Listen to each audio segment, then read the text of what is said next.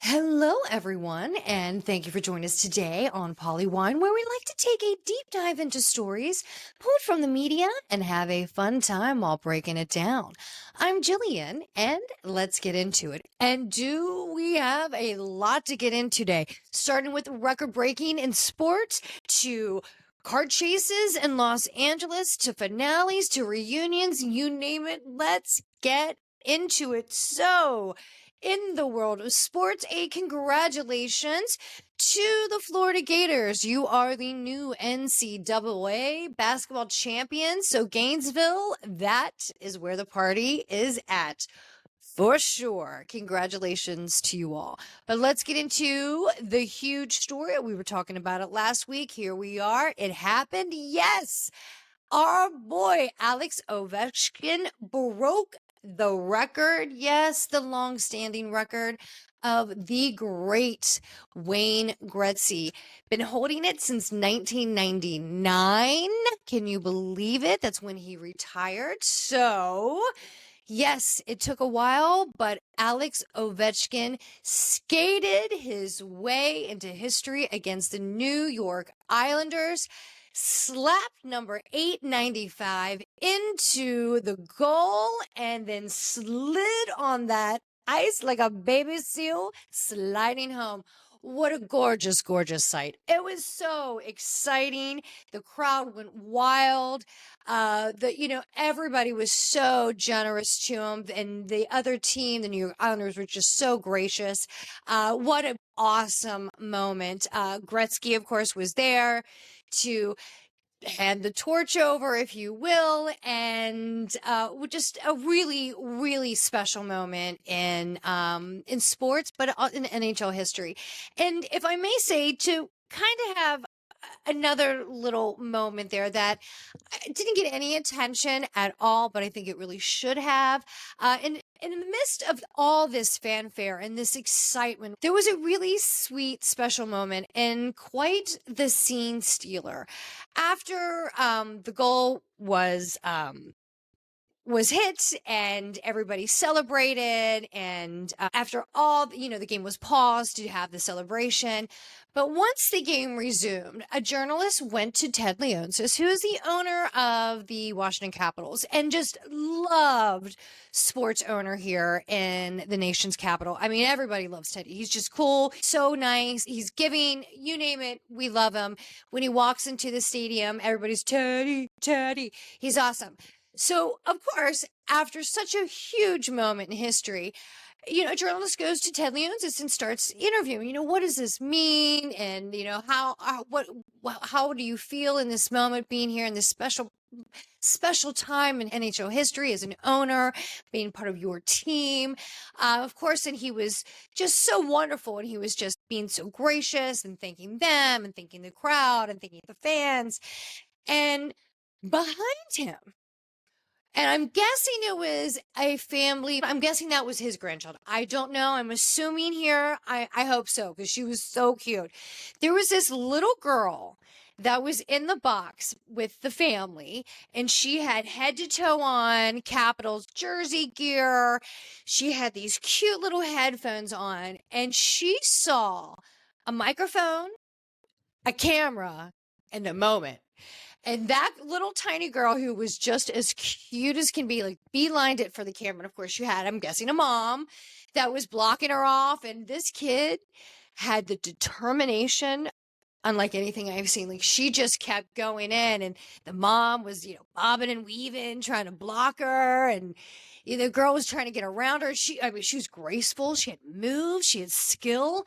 And she was so cute. The negotiation that must have been happening in that moment to kind of keep this girl away from Ted Leonsis during this interview. So just so we wouldn't interrupt, but she should have been there. She earned her moment. She had the skill set. She should have been there. That was a special moment. So she should have been allowed. But I can't imagine the negotiation that was going on in that moment between the mom and this little girl. And I'm sure there was strong bribery happening in the moment. But I just thought it was great because, in that special moment when Alex Ovechkin, broke the record, he was so gracious to his family, of course, was there, and just to the fans and the kids that were in the crowd. He was waving to them, and he's just always so great with the young kids anywhere he goes, and especially here back home in the nation's capital. We just love him. We couldn't be more thrilled. He is our guy. We celebrated in New York the other night when he actually broke the record, when he hit 895. Today, when he plays against the Carolina Hurricanes, we will be celebrating with him here. And also on Friday evening, and we'll be doing a hometown celebration. I believe it's at Union Station, but please check the listings if you want to go. But he is having a big celebration. It's open to all who can make it. Have a great time. Enjoy this moment in history. So Alex Ovechkin, the great ape. I am so, so happy. So let's go Caps. It's your win too. So congratulations to all. Let's go Caps. Yay. Now let's move on over to some more serious news. So I don't know if you heard about this just terrible story that's coming out of the Dominican Republic. It's about that roof collapse at the nightclub in Santo Domingo, DR. It has now moved to a recovery during a performance the other day, the other evening when everybody was there. It was crowded house, an incredible band was performing, just a lively celebration, and the roof caved in and crushed so many. I saw the number 200, so that was the last number I could find of those who were killed in the tragic accident. Just so sad. The authorities have now said that they are moving to a recovery effort, but just so sad. I mean, 2 former Major League Baseball players were killed in this tragedy. The governor, I think she was the governor of Santo Domingo, she was killed in this tragedy. The band that was performing were killed. Ruby Perez, the incredible merengue singer and performer, just, this is so heartbreaking, but it is now returned to a recovery effort. The investigation is ongoing, but God, our thoughts are with everyone in the Dominican Republic. It is such a place of beauty. The people are wonderful, kind, loving, and giving, and just they're so connected with their family. And for this to happen, and there's still so many missing. Pedro Martinez, the former player of the Red Sox, he came out in a statement and saying that he still has family members missing in this accident. It is just devastated this country, and our hearts are just with you. I am so, so sorry for this tragedy. Now, there is a bizarre accident that is coming out of Los Angeles, and I'm still trying to figure out what is going on. I heard about it early this morning, where there was a high-speed chase that it turned into an accident in Los Angeles, where those who were involved in the accidents got up and fled the scene. It was a hit and run, fled the scene on foot. Major police chase, ended up in a neighborhood that somehow that one of the people that were involved in the accident fled to a house and was trying to blend in, took off his clothes, stripped down to his boxers, and was spraying a garden, just trying to blend in like he lived there at that residence and was just part of the community. Well, the police caught on to that quite quickly. However, this is where 2 totally completely different incidences collide. Well, one of the neighbors at this home comes out with a gun, and the police shoot her. Okay. She has a gun. There's a lot going on. Now the details I'm still trying to work out, and so are the authorities as they're trying to piece together this investigation, because it's like, again, 2 different incidences collide together. Well, this woman comes out of the house brandishing a gun, and you hear the police on their body cam, put down the weapon. She is unrelated with this car chase, car accident, and now foot chase, right? she is unrelated, but now she has a weapon and the cops feel threatened. Well, they end up shooting her in the shoulder. Come to find out, she was the wife of one of the band members of Weezer. So, I mean, it is just just absolutely a crazy story. And again, we're two completely separate incidences joined together and just cause a scene of chaos. Wow, wow, wow. I will, as soon as more information is coming out, I will get that back to you. But wow, wow, what an absolutely odd story. I mean, LA is definitely known for some police chases, high-speed police chases, but this one just got a little crazy. So there's that one. And speaking of crazy stories, oh my gosh, did you hear about this doctor in Hawaii allegedly trying to kill his wife by pushing her off the side of this huge cliff in Hawaii? Yeah, yeah. I'm going to say allegedly because he did have a pretrial hearing just a few days ago and he pled not guilty. But let's back up this story a little bit because I'm telling you, I am sure that every major network is trying to get the details from court documents, medical filings, police filings, you name it. I'm sure they're trying to get every piece of information of every resource they can right now because screenwriters are probably behind the scenes in a scurry trying to figure out how to get this information. So, because they want to release a movie right away on like Netflix, Lifetime, TLC, you name it, HBO, Peacock. I'll watch it all. But this story is absolutely just insanity. So, March 24th in Oahu, this doctor, 46-year-old Gerhard Koenig, took his wife for her birthday for a nice romantic day on a beautiful walk to this gorgeous peak, which is called the Pele Puka Trail on Oahu. Now, this trail is just breathtakingly scenic, beautiful, steep off the side of a cliff. And it has a very rich history. At one point, and I think it was like the 1700s, 400 soldiers leaped to their death, or jumped to their death, in a battle, right off the side of this cliff. So there is major history and significance with this cliff, and it's just steep. I think it's like 1,200-foot drop, right? So he took his wife for her birthday on this beautiful scenic trail on this hike to spend some time together, and right at the peak, he wanted to take a selfie at the edge. And this is according to court documents here, and I'm just trying to piece it together. So according to, and I cannot wait for this court hearing, but according to court documents, as soon as he wanted to take a selfie with his wife right at the edge of the cliff, she felt uneasy being so close to the edge. So she said no. So he asked her again. And when she said no, he became very agitated and pushed her down into the bushes.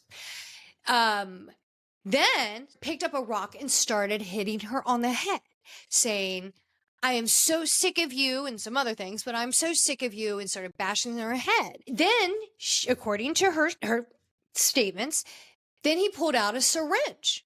And she was able to swat that away and bash that out of his hand. And then she said she was screaming and she saw him pulling out another syringe out of his bag. And she was screaming, help me, help me. Fortunately, there were other hikers approaching the trail and they jumped in and intervened and, tried to pull this guy off of her, and he fled into the forest. So of course the hikers immediately contacted police, contacted an ambulance. She was rushed to a hospital where she was treated, but she had like major lacerations and other injuries to her face. And of course she as soon as she was released, she filed a protective order saying that she was in fear of her life and the life of their two small children. Rightfully so. And of course, while she's getting medical treatment and going through the court process for a protective order, the police are on a manhunt for this man, a manhunt. Several hours later, they found him. And again, this is all according to documents, but he has said that he is not guilty. And the attorney for the doctor said that they will have their day in court, and there are two sides to every story. But her version of the story and what information that has been released, and that's some of the court documents, so she could, that was to the police and what she filed for a protective order. These are some of the documents that are kind of coming out. This is a doctor, a medical professional, an anesthesiologist. Now, again, innocent until proven guilty. This is all alleged until the day of court. I have to say alleged. The two sides to every story. And again, he has declared him, pled not guilty in the pre-trial hearing. But wow. And when she was filing the restraining order, some of the information that came out is that, she was saying leading up to this situation, the wife and this poor wife, leading up to this, he was accusing her of having an affair and he was getting really agitated. Now, we know nothing if she was or was not, if this was in his head or not. We do not know, but this is what she was telling the court when she was pleading for a restraining order, that he was leading up to this incident. He was getting very agitated because in his mind, he thought that she was having an affair. And whoa, what a crazy story. This poor woman, and geez, just wow. Can't believe it. Now, moving over into the world of politics, I don't even know what to say anymore other than I'm still crying loudly on the inside. That's it. So, moving on to some other topics. Well, if you have had an opportunity to go to Apple TV, they have a new show. It's been a huge hit. It's called The Studio. It is with Seth Rogen, with Catherine O'Hare, and with Catherine Hahn. It's very funny. It's fast paced, high energy. I would say almost like. To me, I was telling somebody the other day, we were talking about, they're like, have you seen it? What do you think? And I said, I liked it, but it was so intense and at such a rapid pace. I could only do micro doses, I guess is what I'm trying to say. Small doses here, small doses there. It was a fast flow of creativity, dialogue, moving around like fast, like when they move around like West Wing back in the day, that was always what people would make fun of, where they'd making these scenes where they just walk down the halls of the West Wing. That's kind of the feel you get. They're always moving.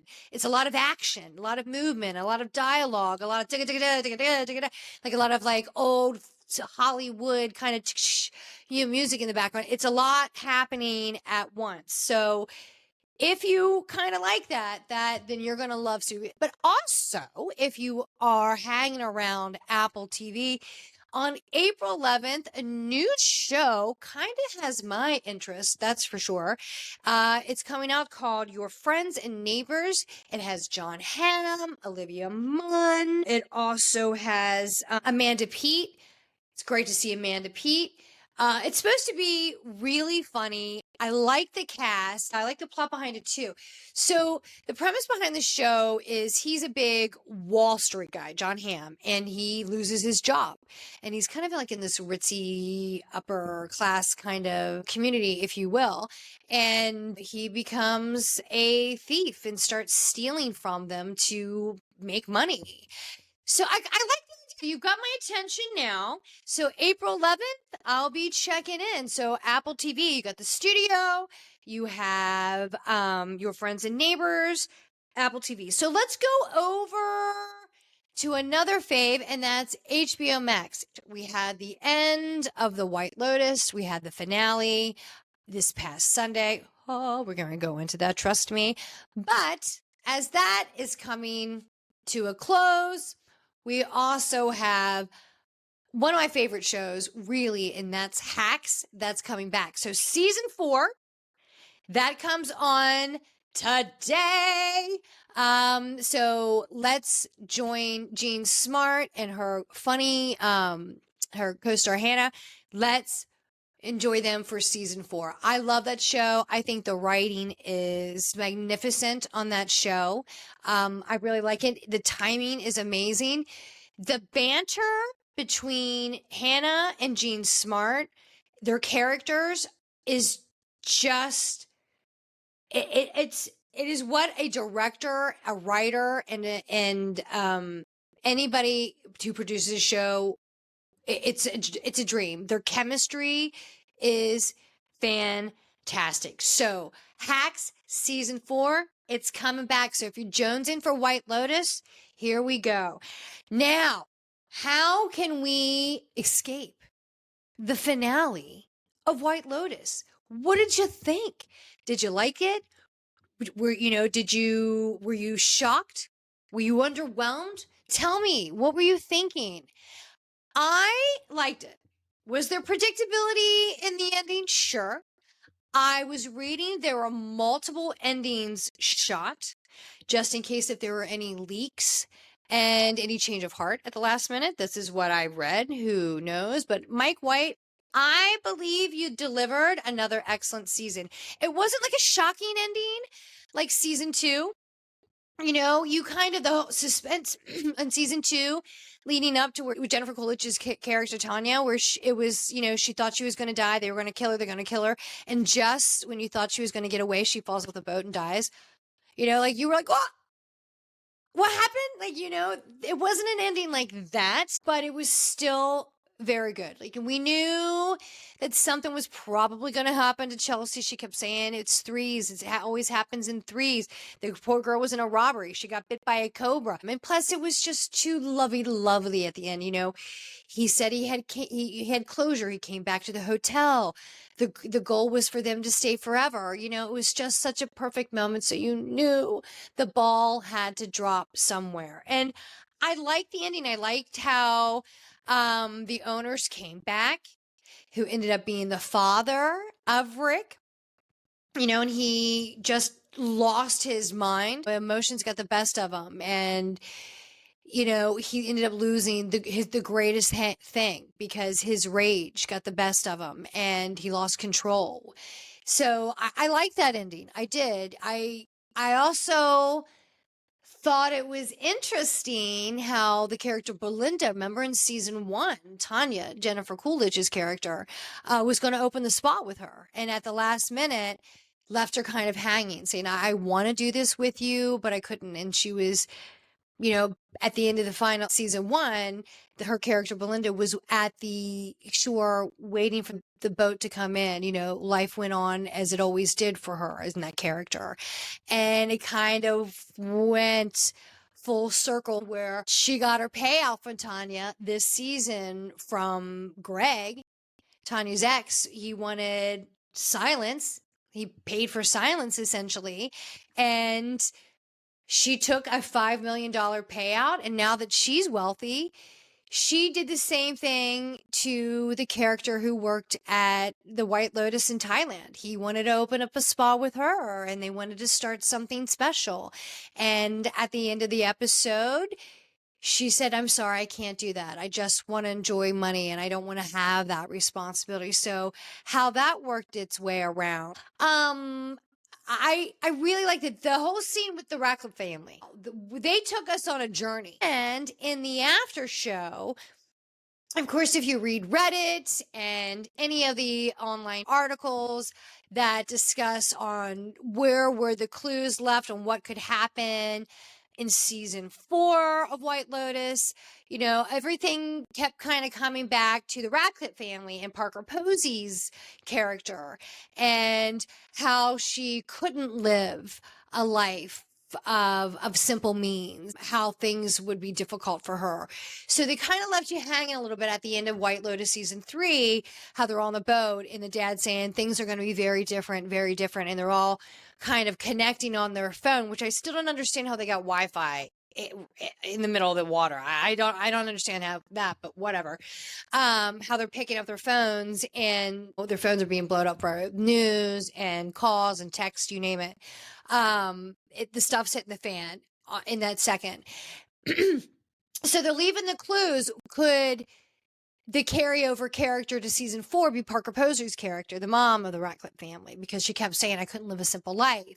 And then in the after show, Mike White, the director said, well, I don't know if she could live a simple life. So is that the clue? Is that the carryover character to season 4? We want to know. Where are they going to shoot? Where's the destination for season 4? I want to know. I love the show. I love the show. Mike White, I think he did it again. Would I wanted a more of a shocking ending? Sure. I was still pleased with the ending. I liked it. I'm so glad the young boy, their young Ratcliffe son, didn't die. I was nervous. I was like, no. And everyone's like, why didn't he wash out the blender? Why did he not wash out the blender? I had a simple answer. He's a teenager. Everyone's like, what's wrong? Did he want the pina colada? I keep holding back to my gut. I'm like, he's a teenager. A teenager doesn't care.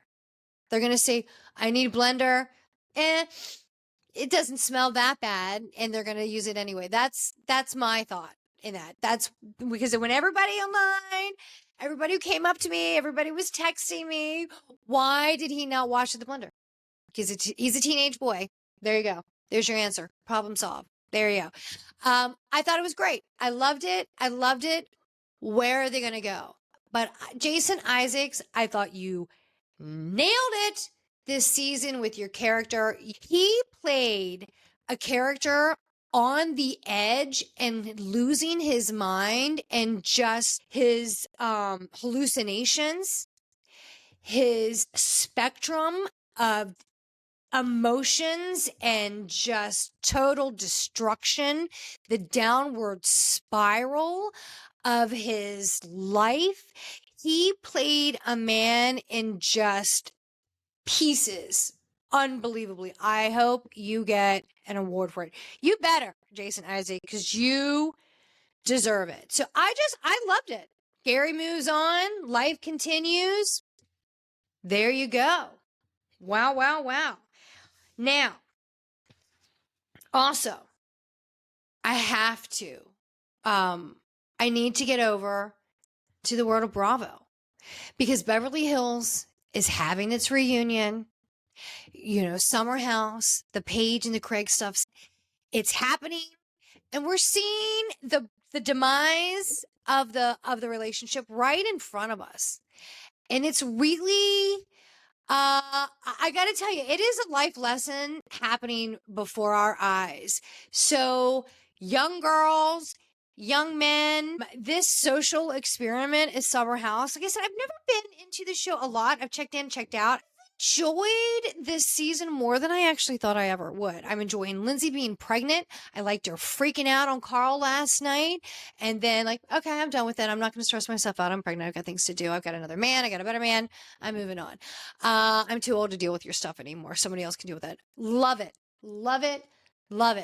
To see the younger crew come in and just trying to navigate their way through this mind meld with guys and partying and trying to figure out life, enjoying that.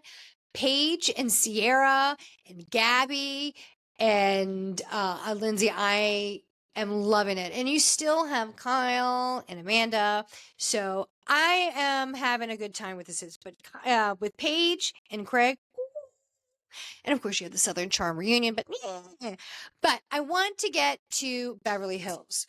This past week, we had part 2 of the reunion, and this reunion, I think, has been fantastic. We have had drama.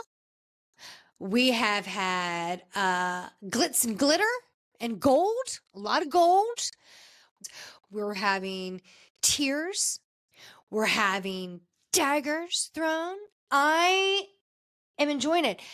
We haven't seen the Sutton yet, but I am loving Dorit this reunion. Okay, and I'm going to tell you why. She's been pissed this whole season. I think she's got a lot of backlash. She's taken a lot of crap. She's taken a lot of heat this season for just, I think, going out. I think she's also got a lot of praise for just saying, fuck it, I'm going at it this year. I'm tired of everybody's shit and I'm going in. And I think she's been more real this season than we've ever seen. And I like it. I like it a lot. I think she's getting a lot of praise for it, and she should. She should. She has been a major, major carrier of this season and still carrying all the fashion as well. She's very thin this season. So I don't know if it's the stress of everything. She's always been very thin. I don't know if you're doing anything else, but you're looking a little thin to me, Dorit. So I'm worried about you, girl, because I've always liked Dorit. I do. Some people don't like her. I've always liked her, but I'm enjoying her very much this reunion. I mean, she's at Kyle. She's pissed. She's got a list and she's going down the line. I am thoroughly enjoying it. But now in part 2, she is sinking her eyes in on Sutton. And Sutton is, Sutton's taking the heat. She is taking it. She has been taking the heat online. She has talked about, I've been a victim for all these years. And now that you have come out swinging hard, Sutton. And it's been fun to watch. Totally so. But you have been shooting high and some has landed. A lot has not. A lot's been real dirty. Again, my wallet's bigger. There's some other ones. Still, the whole things that you're bringing up from previous scenes, and I'm kind of referring to the whole home robbery. Yeah, you've made some references. You've made some statements and comments on and off camera. Yeah, I've enjoyed it. I haven't liked it. It's definitely been cringy. It's definitely where I don't like that. And it's definitely turned Garcelle for sure. Even Garcelle said the wallet moment, like I couldn't defend that. And I think that was the moment when she's like, yeah, I think that's where it kind of turned the relationship, honestly. I think it was a slow simmer. Yeah. I think there was a slow simmer building up to it. And Garcelle, I believe, my opinion, was frustrated. But I think that was definitely one of the first straws that was to be broken, for sure. And she even said in the reunion, yeah, I couldn't defend that. And yeah, that was a moment. I was like, no, I can't. But Doreen has just been poking and prodding strongly, steadily, surely, with facts and receipts and timelines and the proof. I always got to bring it up because it's such a great, Heather Gay, still great tagline. Amazing. So she's bringing it all and she's